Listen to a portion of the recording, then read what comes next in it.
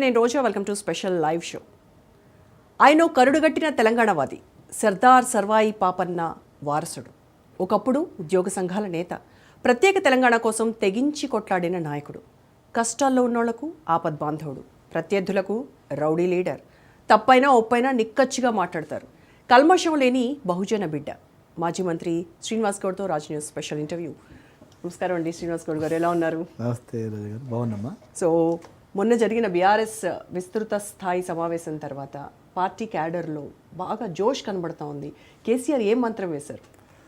ఆయన కనిపించడమే, మాట్లాడమే, అడుగు పెట్టిండంటే ఆటోమేటిక్గా ఒక పవర్ జనరేట్ అవుతుంది చూడగానే అందరు కూడా.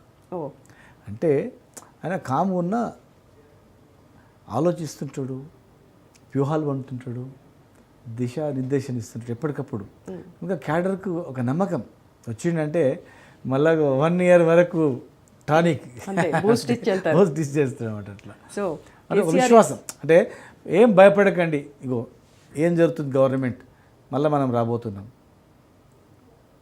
ఫెయిల్యూర్స్, గవర్నమెంట్ ఫెయిల్యూర్స్ ఏమున్నాయి, జనం ఏమనుకుంటున్నారు, అవన్నీ చాలా విశ్లేషణాత్మకంగా ఉంటుంది అనేది. కనుక క్యాడర్కు ధైర్యం వచ్చిండు, చెప్పిండు, జరుగుతుంది, ఆయన అన్నాడు అంటే జరుగుతుంది అంతేది.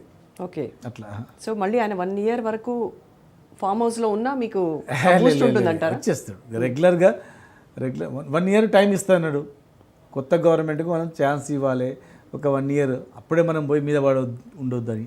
సంవత్సరం ఇచ్చిండ్రు, సంవత్సరంలో ఏం చేసిండ్రు చూసిండు, బయటకు వచ్చిండు, నిరంతరంగా ఖచ్చితంగా ఉంటాడు, జనంలో ఉంటాడు, పార్టీ క్యాడర్ అందుబాటులో ఉంటారు, పార్టీ క్యాడర్కు ఎప్పటికప్పుడు ఏం చేయాలో చెప్తుంటాడు. సంవత్సరం టైం ఇచ్చారు, సంవత్సరం టైం తర్వాత ప్రభుత్వం ఇచ్చినటువంటి హామీలు